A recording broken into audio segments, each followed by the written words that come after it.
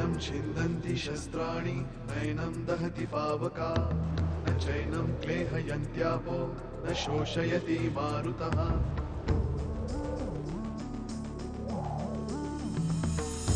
दिवसामागुन रात्र धावते सकाळ संध्याकाळ सूत्रधार जो या साऱ्याचा नावतयाचे काय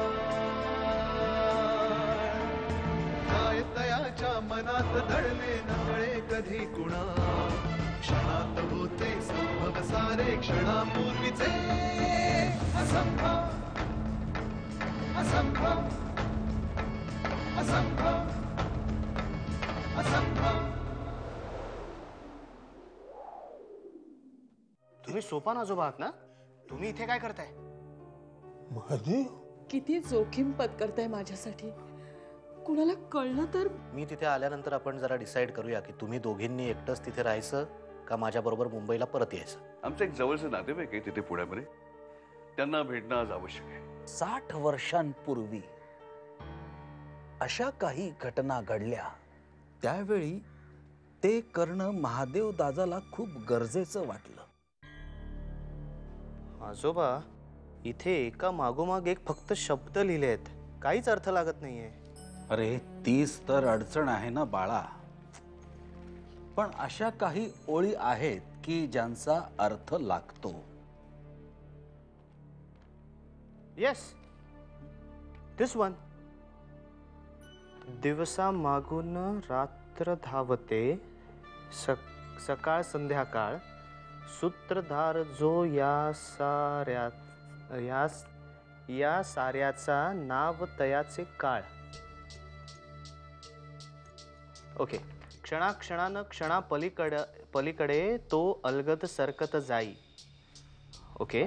मी बापडा परी जागी खिळूनी तयाला साथ घालत राही.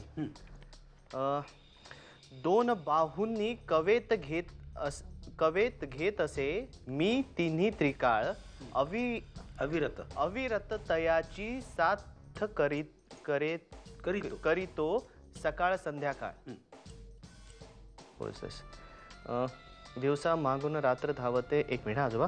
दिवसा मागून रात्र धावते सकाळ संध्याकाळ सूत्रधार जो या साऱ्याचा नाव तयाचे काळ.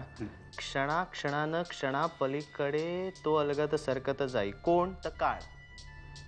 येस, काळ. काळ पुढे सरकतो. Okay okay. मी बापडा परी जागी खिळूनी तयाला साथ घालत राही. म्हणजे काळ पुढे सरकतो आणि मी जागीच राहतो आणि साथ घालतो. ओके. सो फार सो गुड. Time moves. या, टाइम मूव्स. हां. दोन बाहूंनी कवेत घेत असे मी. दोन बाहू म्हणजे हात, दोन हात. कोणाचे तर जो काळाची अविरत साथ करतो त्याचे दोन हात. ओके. दोन बाहूंनी कवेत घेत असे मी तिन्ही त्रिकाळ. म्हणजे काळाची साथ करतो, जो साथ करतो काळा. आजोबा, जो काळाची साथ करतो मी म्हणजे तो साथ घालतो म्हणजे आवाज करतो, बोलावतो. आणि दोन हात काळ पुढे सरकतो, मी तिथे जागी राहतो. येस आजोबा. आजोबा, दिस इज सो सिंपल. घड्याळ म्हणजे बघा, दोन हात, दोन बाहू म्हणजे घड्याळाचे दोन काटे. आणि घड्याळाचे टोले वाजणं म्हणजे त्याने निसर्गाला घातलेली साथ. म्हणजे बहुतेक काळाला घातलेली साध. येस येस आजोबा. हो हो हो, घड्याळ. महादेव आजोबांच्या या कोड्याचं उत्तर घड्याळ आहे आजोबा. येस आजोबा. बाळा, तुला बरं सुटलं रे कोड. कारण आजोबा, तुमच्या महादेव दादाला कोडी रचण्याची सवय आहे आणि मला कोडी सोडवण्याची सवय आहे. येस, लेट मी से नेक्स्ट.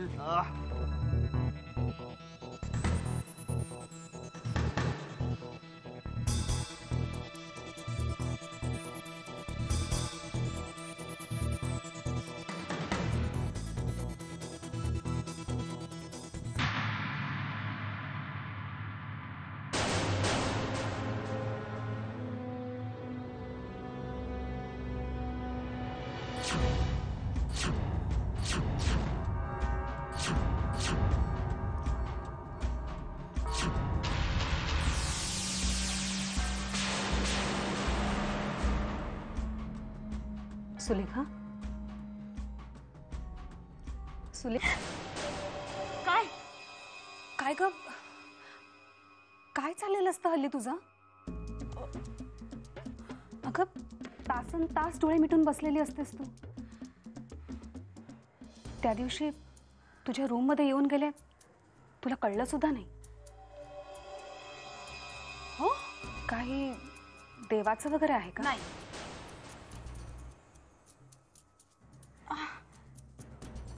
योगा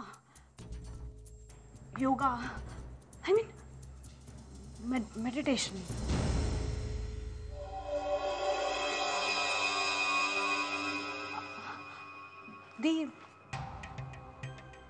आधी बरोबर माझं लग्न मोडल्यानंतर माझं जे काही झालं होतं, मन थाऱ्यावर आणण्यासाठी मग मी हा मार्ग शोधला. म्हणजे मी आधीपासून हे करत होते पुण्यामध्ये, पण मुंबईला गेल्यावर सगळं सुटलं होतं. मग इथे आल्यावर पुन्हा सुरू केलं. It helps me a lot, you know D. या आय नो इट डज. लेखा, लेखा तू खूप स्ट्रॉंग आहेस ग. मी बाळला सुद्धा तेच सांगत होते. जिजूंचा फोन आला होता. संध्याकाळी येतोय तो. आपल्या दोघींना मुंबईला घेऊन जायला. तुला पटत असेल तर. हा, ऍक्च्युली बाळचं असं म्हणणं होतं की आपण दोघींनी एकटंच इथे राहणं, यु नो. चालेल? चालेल ना. आय मीन मी तिथे येऊन काय करणार ग?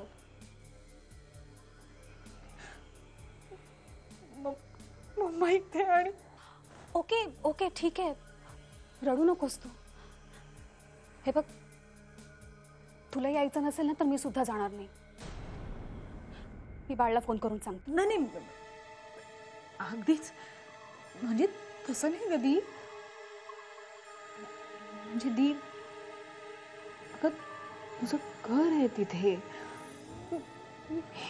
नाही बरं ठीक आहे, तू म्हणत असेल तर. नाही म्हणजे तसं नाही, तू म्हणत असशील तर मग दी आपण ह्या विषयावर जीजू आल्यावरच बोलूया का? Okay, you continue. आलेच मी.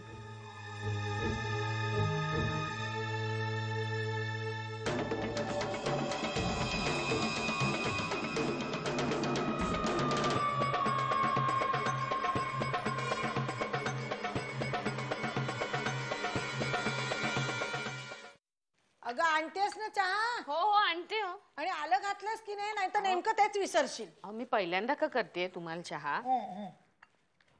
घातलंय, आलं बघा.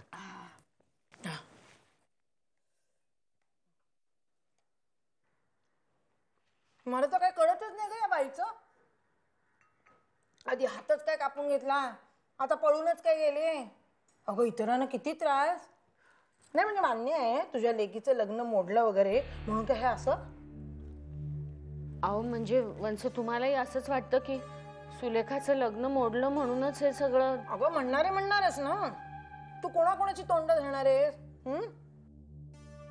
हॉस्पिटलमध्ये सुलेखानं आधीचा केवढा पाणउतारा केला. अहो ते ती रागाच्या भरात बोलून गेली. म्हणजे राग आहेच ना, तो आणखीन खतखतणार आहे. मला ना काय करावं तेच सुचत नाही कधी कधी. तिचे शाप नाही भोवले म्हणजे मिळवली. कसे नाही बोलणार? बोलणारच. कोकणात आधीवरती काय प्रसंग आला ते माहितीये ना. महाराजांच्या कृपेमुळेच वाचला आधी. तू साधे महाराजांचे आभार सुद्धा मानायला आली नाही. अहो नाही, मी म्हणजे येणारच होते. मी कारण सांगू नकोस ग, अजिबात कारण सांगू नकोस. महाराजांनी पूजा घालायला सांगितली होतीस, घातलीस? अगं मग तुमच्यावरची संकट कशी टळणार आहे? अजूनही माझा ऐक, माझ्या बरोबर महाराजांकडे चल. बघते. बघते नाही, चल. वंस, मला यांची भीती वाटते हो. त्यांचा नाहीये ना विश्वास असल्या गोष्टींवर. असल्या म्हणजे आता ही गोष्ट म्हणजे असली तसली वाटते की काय त्याला? अहो म्हणजे, आणि तुम्ही मला म्हणाला होतात तुम्ही त्यांच्याशी बोलाल म्हणून, तुम्ही काही बोललातच नाही. अगं म्हणजे मला वेळ नाही ना मिळाला. मग नाही, आता मी बोलेन. मी बोलेन, बोलायलाच हवंय.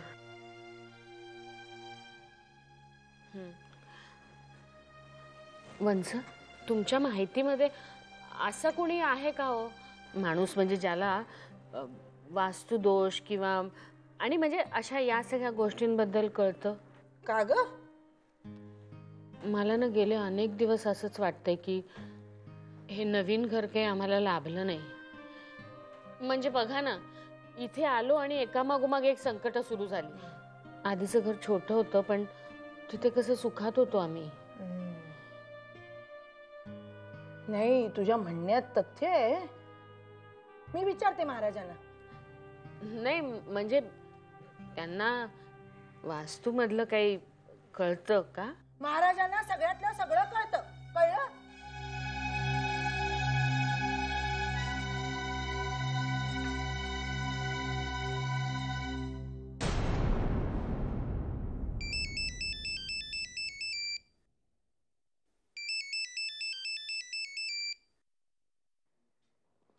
आदिना, तुमचा फोन वाजतोय.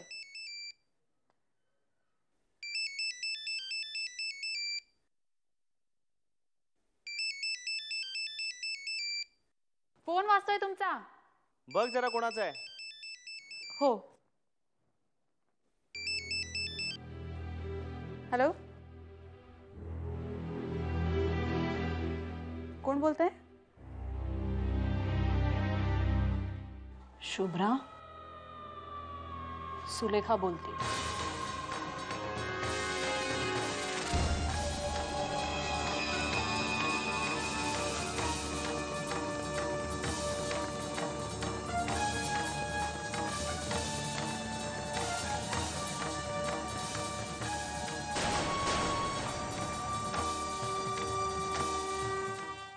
हॅलो,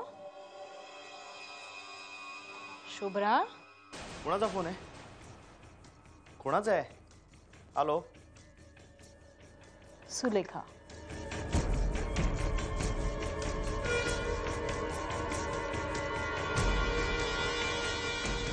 बोल सुलेखा.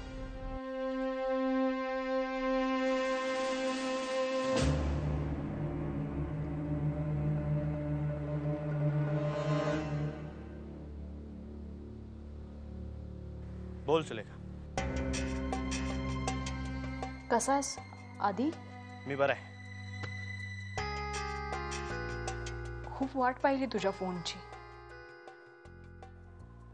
म्हटलं एवढं कळल्यावर तरी निदान तू फोन करशील, पण नाही केलंस. म्हणून मीच केलं.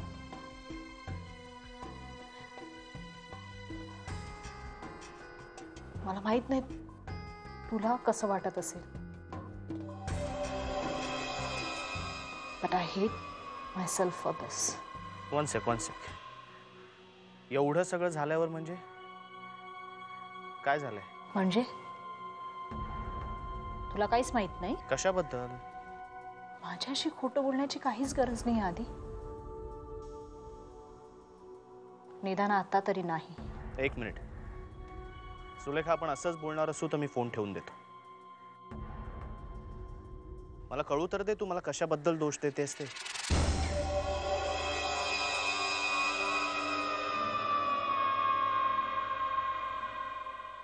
कशाबद्दल दोष देऊ तुला आधी? मम्मा घर सोडून गेली, बेपत्ता झालीये ती. आम्ही सगळेजण वेड्यासारखे शोधतोय तिला. तुझा भाई येऊन गेला पुण्याला. बाबांनी फोन केला होता दीला. आणि तू म्हणतोस की तुला काहीच माहित नाही.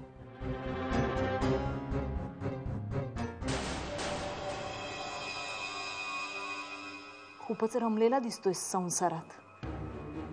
आय स्वेअर सुलेखा, मला यातलं काहीच माहित नाहीये. हे बघ, मी मुंबईत नाहीये, मी वसईत आहे. पण माझं घरी फोनवर बोलणं होत होतं. मला कोणीच काही बोललं नाही. Trust me. ट्रस्ट यू आधी? आय मीन नाही, आय कॅन अंडरस्टँड. बरोबर आहे तुझं. तू बायकोला घेऊन वसईला गेलायस. तुझ्या घरच्यांनी विचार केला असेल की कशाला उगाच तुला त्रास द्या, आणि ते सुद्धा अशा मुलीसाठी जिचा आता तुझ्याशी काहीही संबंध नाहीये. राईट? हे बघ, असं बोलू नकोस. बरं मम्मा, आय मीन तुझी आई अशा कशा, काय झालं होतं? माहित नाही. One fine day I get up आणि मला कळतं की माझं लग्न मोडलं. One fine day I get up आणि मला कळतं की माझी आई घर सोडून गेली. कुठे गेली माहित नाही. या सगळ्याचा विचार करून डोकं फुटण्याची वेळ येते. मला कळत नाही हे सगळं माझ्या बाबतीतच का होतंय रे?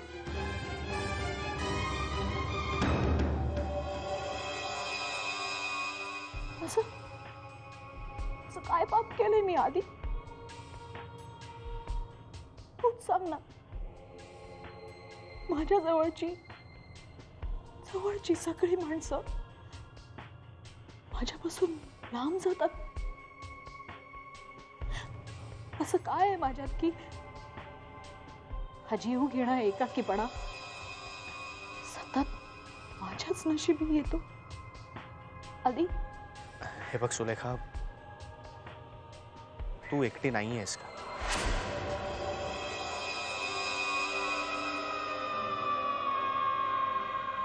एकटी नाहीये?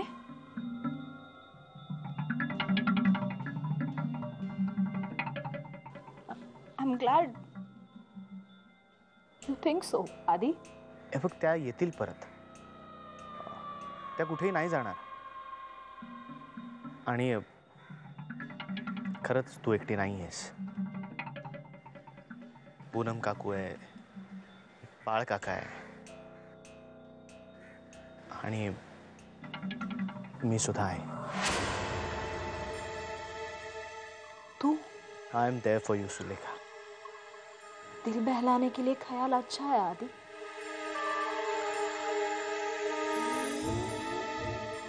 मला माहिती आहे तू आहेस माझ्या मनात, माझ्या स्वप्नांमध्ये पूर्वीपेक्षाही जास्त. पण आधी तू मृगजळच. आणि माझी बुद्धी मला सांगते की मृगजळाच्या पाठी धावू नये.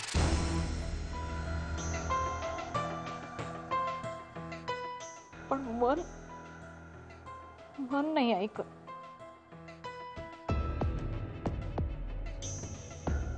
म्हणूनच नाही करायचं असं ठरवूनही मी फोन केलाच तुला. एनिवे, फार वेळ घेत नाही तुझा. Now you are a married person ना?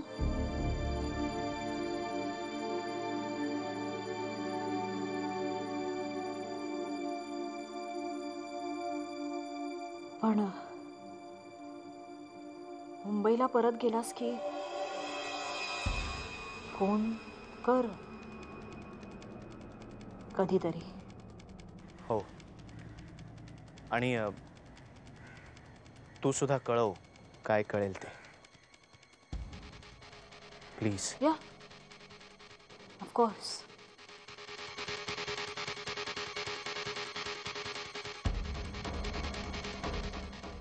बाय. बाय.